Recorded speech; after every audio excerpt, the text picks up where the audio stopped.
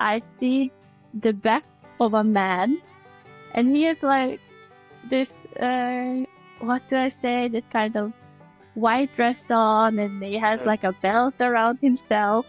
And in my mind, I immediately think, oh, that's Jesus. So I run over to him, and keeping in mind what I had been praying, I was like, oh, I asked him, can I come with you?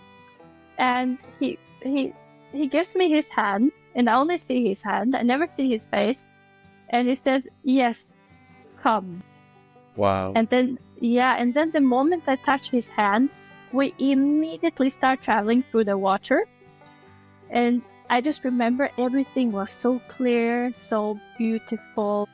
And I had this feeling of euphoric happiness. Like, I have never felt this kind of happiness. There wasn't a single worry, no anxiety, no nothing. Just pure, like, happiness. And I was relieved. And as we are traveling through the water, suddenly I stopped. And I see Jesus continue to travel. But I can't come with him. I stopped following, traveling with him. Hello, everyone. Thank you for joining us again. This is Faith Abroad with Pastor Chigemezi. Today, we have a special guest from Norway, Jozefina Frljic. Please, I must have said that last name. You've told it to me several times. Jozefina Frljic. Did I say it correctly? Kind of. So not many people get it right. It's Frljic. Frljic. Frljic. Yeah, it's actually a Croatian last name. Yeah. Okay. Thank you, Frljic. So Jozefina is. I mean, we've not seen each other. We saw each other last year, right? At the wedding scene, but only like short, briefly, yeah. 1 minute or so, and and was off. I think this is kind of seeing each other after your baptism and after your baptism and after you moved like almost 3 years ago, isn't it? So yeah.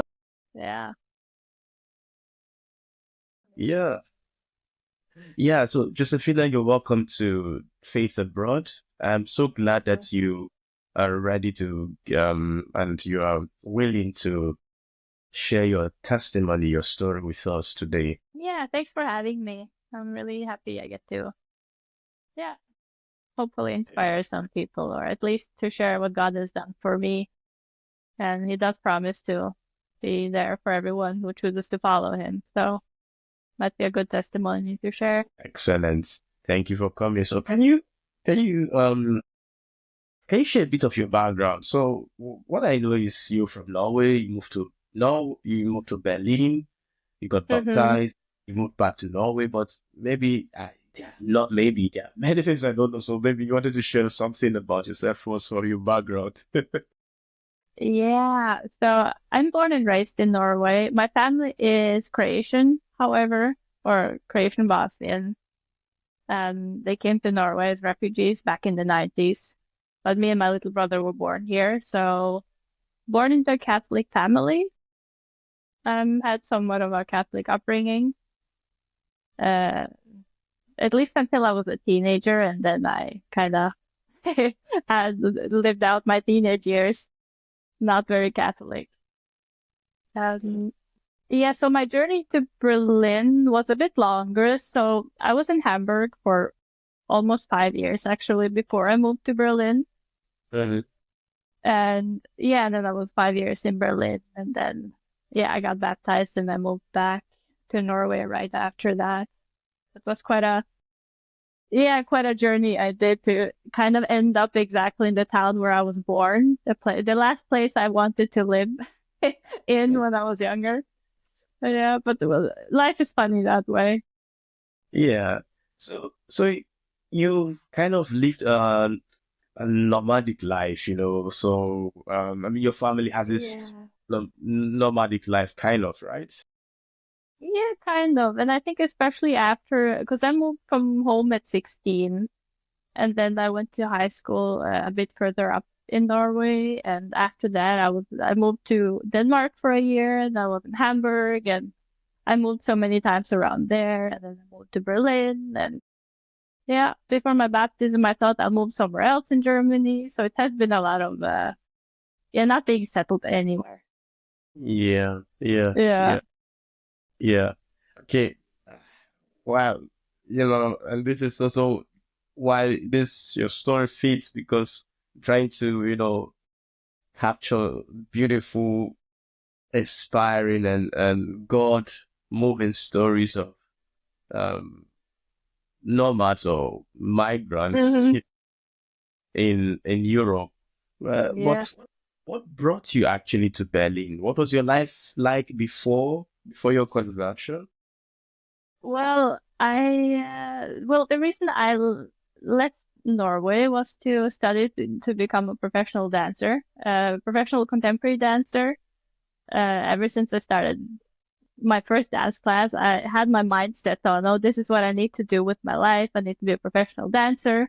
And growing up on the countryside, I always longed for the city life, to go and do great things and be on a stage. And I really wanted to be someone. And I think that was driving me this desire to be noticed and seen and just, live out my dream. Um, so I first went to Copenhagen, did a year, and then I auditioned for schools all over Europe. And initially, my plan was to go to Belgium, but I auditioned for that school, and they were like, "No, you're not good enough for this school." And then I auditioned for other schools, and I got accepted at a school in Hamburg. And I thought, okay, I didn't want to go to Germany like initially, but I thought, okay, I'll go there for 1 year and try again. And yeah, that 1 year kind of turned into 5 years. I just decided to stay there, and then after I got my professional diploma in Hamburg. I was there for another 1.5, 2 years. And then I thought, okay, there's not much of a contemporary art scene when it comes to dance. Of course, there is some, but it's more of a musical city with jazz dancing and all of that, or the ballet. And I thought, okay, where does like the big art scene? It's in Berlin, that's where it Yeah. happens. So that's why I made the move to Berlin, and I packed everything into 3 suitcases. I had no money, no nothing, but I was on my way to Berlin, and yeah, had a mattress on the floor, and then I had to move 4 times, and yeah, really living the dream. Yeah. Yeah. Yeah. Yeah, but that's a part of it, if you want to have that kind of life, yeah, you work from project to project and you Yeah. teach a little, you work at cafes and bars at restaurants just to make my ends meet. And it's kind of quite a chaotic lifestyle, actually. Uh, uh, Yeah. yeah. So you moved from Copenhagen to Hamburg. Then you studied. You Mm-hmm. got your flat diploma. Then you had Mm-hmm. these certificates. That supposedly should bring you some money. Make you also something great.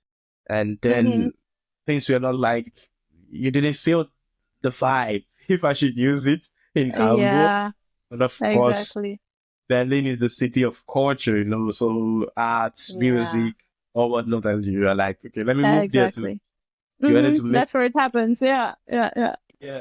So you moved to Berlin, but things did not really materialize immediately. So you had to dance a bit. You were teaching some courses, right? And Yeah, yeah, yeah. I was, yeah, yeah, yeah. So, I mean, of course, I think every young person who dreams of, oh, I'm gonna go be something great. The truth is only like 1% of those people actually make the dream, where you're employed, I don't know, maybe in one theater, and then you have a good salary, and, you have a good job. And for the rest of artists, it's a lot of, project to project, and then maybe you don't have work for 6 months, and then you have another project, and then you have to make your own projects, and you apply for fundings, and you do some teaching.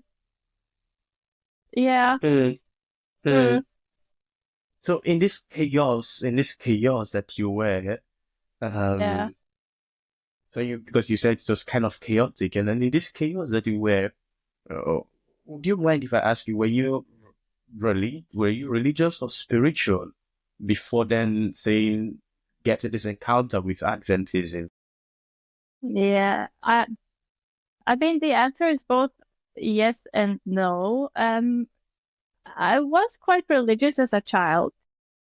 I never went to bed without praying, and I always believed, there's a God, there's a Jesus. But older I got and the more I got into the dancing, into my passion, the art scene, I just it just kind of faded away, kind of. It was somewhere at the back of my mind. I never doubted that there is a God, but it had no impact on my life whatsoever. There was no difference. Like, well, if you look at someone who would say they're really, really religious, and me, kind of, there was a big difference. Kind of, I was living like a non-religious person, basically. Mm. Yeah, there was nothing about me that was religious at all. And so in this chaos, you kind of lived life as it came, Monday, Tuesday, Wednesday. Did Yeah, I you? did what I wanted. I had fun, I just, yeah, So that meant parties, drinking, and just being there, meeting definitely, maybe and other famous things. people and just, yeah, Yeah, yeah. yeah, And this was before your conversion. And um, you've I baptized you. It was a privilege, you know. yeah, Well, I still think baptizing every person is a privilege. Your story is your conversion story is described as spectacular, and in many ways, as you told me, supernatural. I don't think mm-hmm. I know the whole thing, and so I think it's an opportunity for you. Can you walk us through what happened? Can, but I think before that, I have to kind of also mention that I did, like, from my teenage years, I did start experimenting with maybe some new age things, and I was involved in like meditations, and then, kind of, yeah, when I got a bit older again, I kind of got into this whole idea of affirmation, and, the fact that you can kind of manifest your life the way you want. So initially, it's this idea that you are in control of your life, only you, and if you think it, you can create the reality of it. And yeah, and I really felt this had a really negative impact in my life that had kind of started growing bigger and bigger ever since I did my first deep meditation when I was 16. And then I felt like as I was meditating, I fell into this hole, and suddenly this eye appeared, like there was like a trifold and an eye. And I woke up from the meditation. I was like, oh, what is this? I'm not going to go there again. Mm, But ever since then, it would happen that more and more often I would just go to bed and sleep at night, and this eye appears. mm, It would just come at the most random times. And I also know that I had more and more anxiety. mm, I think maybe after the age of 18, 19, it got kind of worse and worse. And I had more struggles with not finding inner calmness. mm, I was extremely like anxious, and I couldn't sit down for an hour and relax. I always had this feeling of I have to do something. I can't sit. I can't not move. And I think I was just ignoring that. I was just thinking I don't have time for this. It's nothing. I'm just stressed out. But reality was that, like, by the time I was 25, I think it was getting pretty bad. I just was in denial of it. Yeah. mm, Yeah, and then I also started doing yoga education to mm. be a certified yoga teacher to earn some more money because Corona came, and then dancing was like, yeah, not really happening. So I was looking for other ways to make money, and I thought, okay, I already do so much yoga, I might as well get the certificate. So I started like with the course of that and everything. Mm. Yeah. But yeah, my conversion was like, for many people it's a process, but for me it was just like I was thrown into the cold water, because I feel like it happened within a moment. Of course, there were like two events. So 1 year before my conversion, I had a dream, and you maybe remember I told you about my dream. And prior to that dream, I actually prayed a few times, really sporadically when I prayed, but I was struggling with so much uncertainness and anxiety that sometimes I remember I prayed and I said, okay, God, something's not right. I feel like, and I actually said this, I feel like Satan is pulling me somewhere. And I told God, but you have to hold me because I don't know, like, first hold me in the other hand while Satan pulls the other one. And yeah, I prayed that and then I didn't think more about it. And then I had a dream one night and usually I'm not someone who remembers dreams at all, but this dream is like I still remember it like I just dreamt it. And I remember being on this beautiful white beach, like you see in these commercials for like nice holidays. And I look around, and somewhere in the distance, I see the back of a man, and he is like this, what do I say, that kind of white dress on, and he has like a belt around himself. And in my mind, I immediately think, oh, that's Jesus. So I run over to him.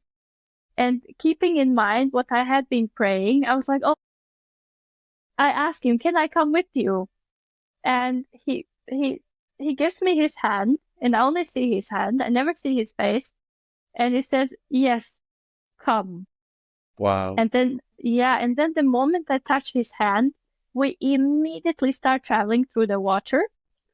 And I just remember everything was so clear, so beautiful. And I had this feeling of euphoric happiness. Like I have never felt this kind of happiness. There wasn't a single worry, not a single, no anxiety, no nothing. Just pure like happiness. And I was relieved. And as we are traveling through the water, suddenly I stopped and I see Jesus continue to travel, but I can't come with him. I stopped following, traveling with him. And in the next moment, the water turns black and really muddy and dirty. And then again, the next moment, suddenly there are corpses floating around in this water. And to make it even worse, I recognized some of these people. And there were like other girls I used to dance with and yeah, that I knew. And I panicked and I tried to swim back to land, but I couldn't, you know? I could not go with Jesus and I could not go save myself. And then I woke up and I remember I could not understand this dream, but I had this really strong feeling that this is a message from God. Yeah, because it has such a big impact on me. And I always think when, you know, Jesus comes to you in a dream, it's not necessarily by coincidence. Yes. Yes. Yeah. Yeah, exactly.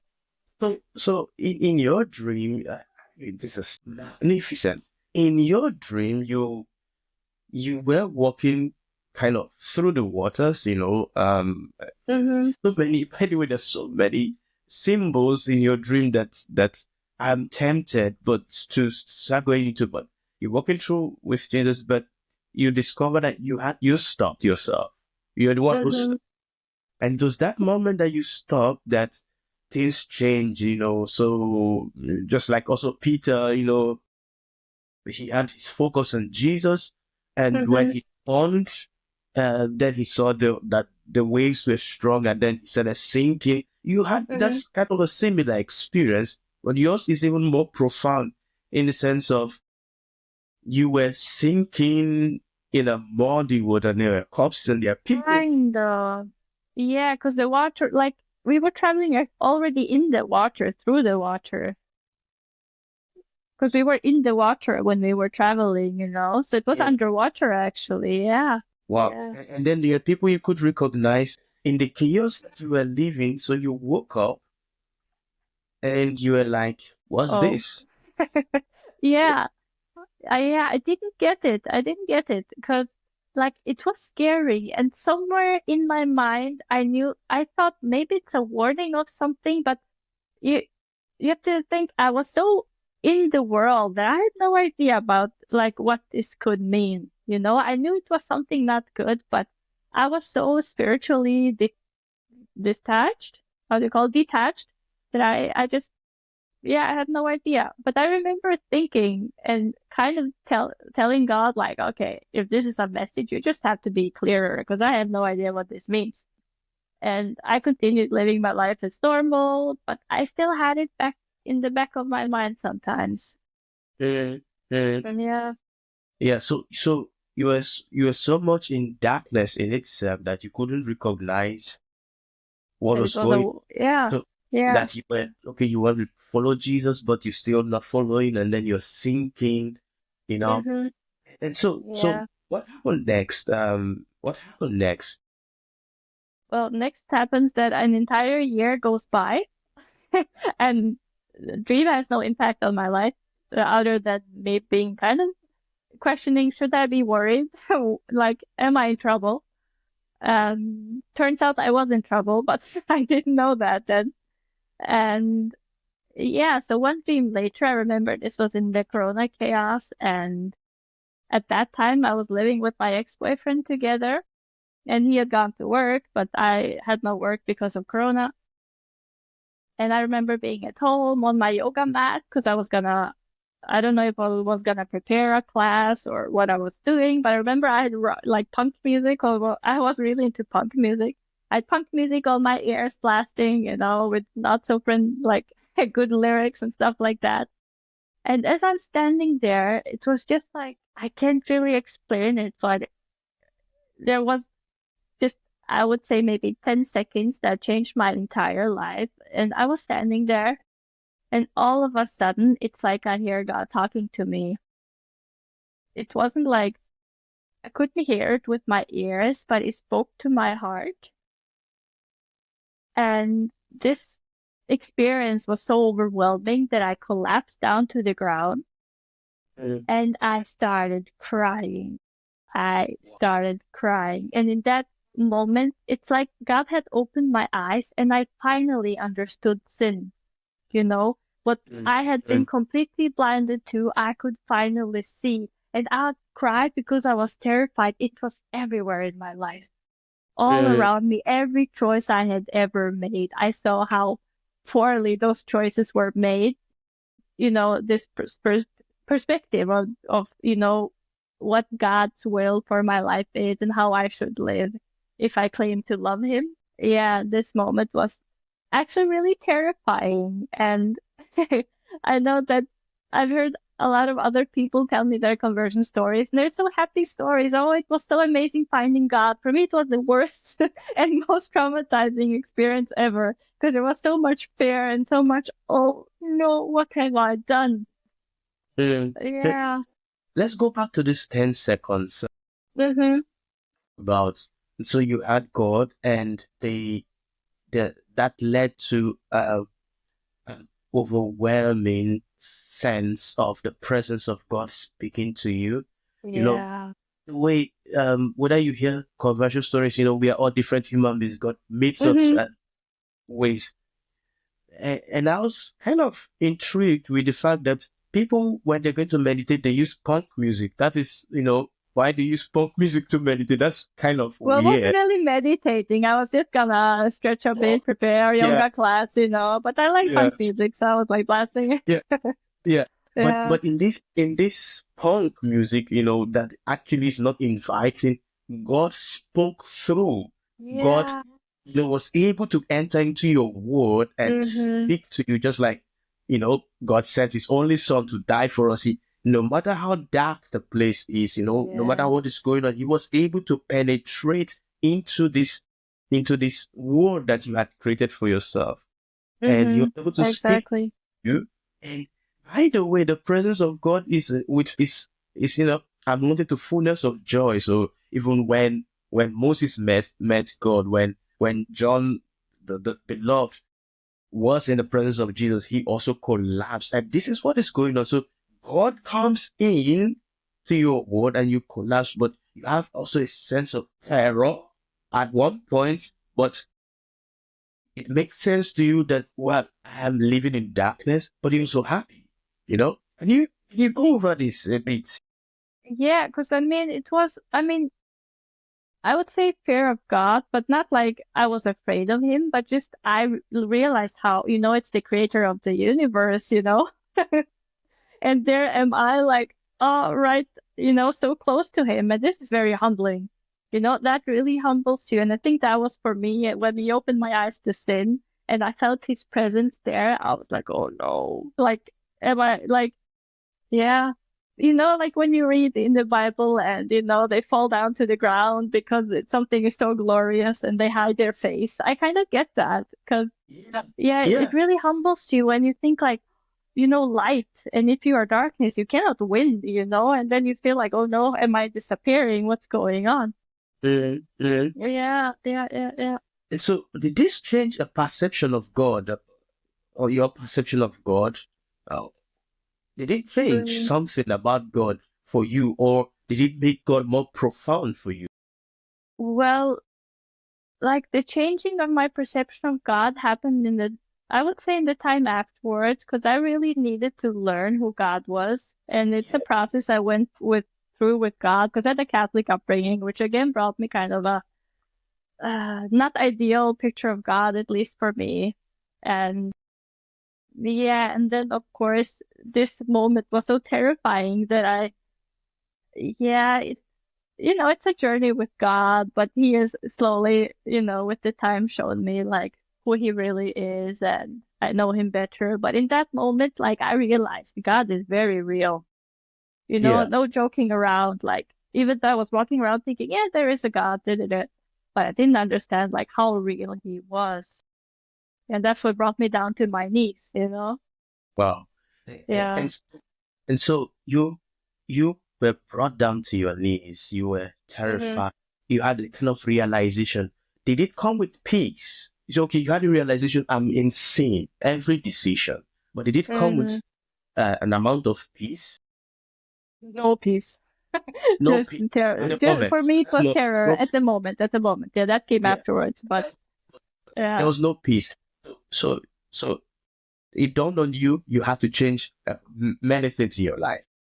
yeah, because in that moment, I just realized what sin was. I was crying, and then I started praying, talking to God, and I just had this unsettling feeling of okay, it has to change now. You know, like what I saw, I cannot unsee what I saw. I cannot unfeel what I felt. This feeling didn't go away.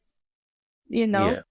and I just immediately had to start making changes. So in that moment, I decided, okay, I'm never gonna dance. Like I'm done dancing. I'm done. Like okay, this is not. Yeah. So Also, cause you had to stop dancing. The very thing that made you leave Copenhagen to Hamburg and then to come Berlin. yeah, my entire life, my entire identity, everything. But like I understood in what ways it was bringing me, like driving me away from God. First of all, it was this obsession with something. This was my one big thing in life, the thing I worship. Everything Mm, I did, all my decisions, everything I thought about, even the food I was eating, everything was with dancing in mind. And I knew that, okay, God has to be first place. So I have to remove the thing that is first place. mm. Yeah, and I knew that it's like ripping off a bandage. I just had to make the decision. I couldn't just slowly do less and less. That doesn't work because that was my big passion. For me, it was all or nothing. Wow. It was Yeah. all or nothing. So he who is in Christ is a new creature. All things have passed away. Behold, all things have become new. And she who is in Christ is a Yeah. new creature. You said, no, I have to give this up. How Hmm. easy or difficult was it? So hard. Like I said, it was my entire identity, my Mm, entire life, everything. Because it's the only thing I have been focusing on ever since I was, I'd say, 17. mm. Yeah, so it was really hard, and I really went through this identity crisis. Wow. in the time afterwards, because I wasn't dancing anymore. And I remember just sometimes sitting in the bed, staring at the wall and being like, okay, like, what do I do now? Like, Mm. what do I like doing if I'm not dancing? I have no other hobbies, no other thing I like doing. It's like, oh no, what do I do? Yeah. So And also, you, like, yeah, sorry, also my friends, they were all dancers, yeah.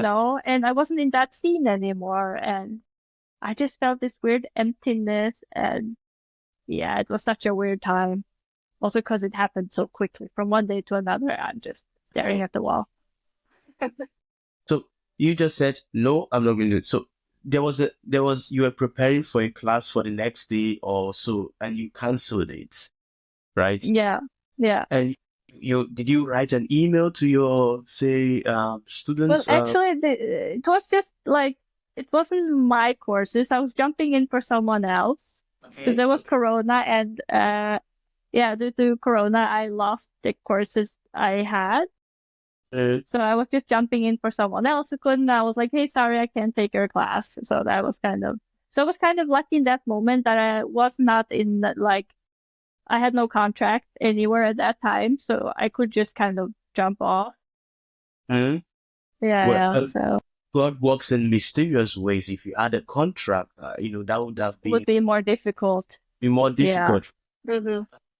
And so you had to tell Sarah or and then some of your other friends that I'm not into this anymore. And they would invite you for parties or for something, you wouldn't go with them. You had to change. Yeah, definitely. I mean, I did kind of try right after that. Of course, it was a process of me of repentance, praying all the time and finding my dusty Bible under the bed and starting to read. But as Wow. I was doing that, of course, there was like, I was invited to some party and I did go once, but it was so, I did not like being there at all, you know?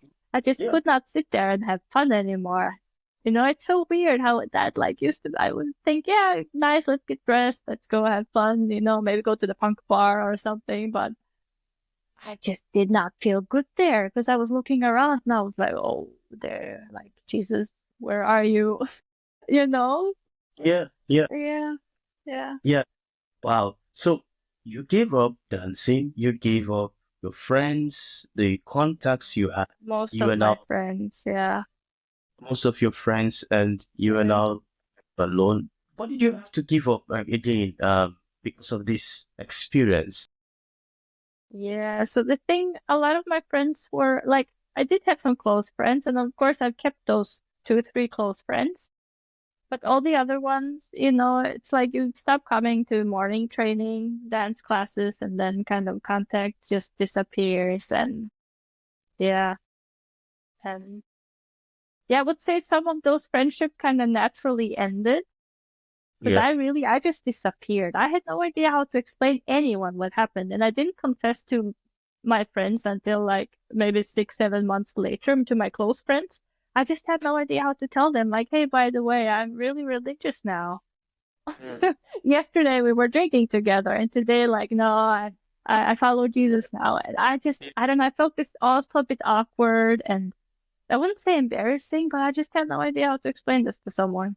So I didn't. I just disappeared. I would not answer them. I would not contact them. And yeah, Yeah. And yeah.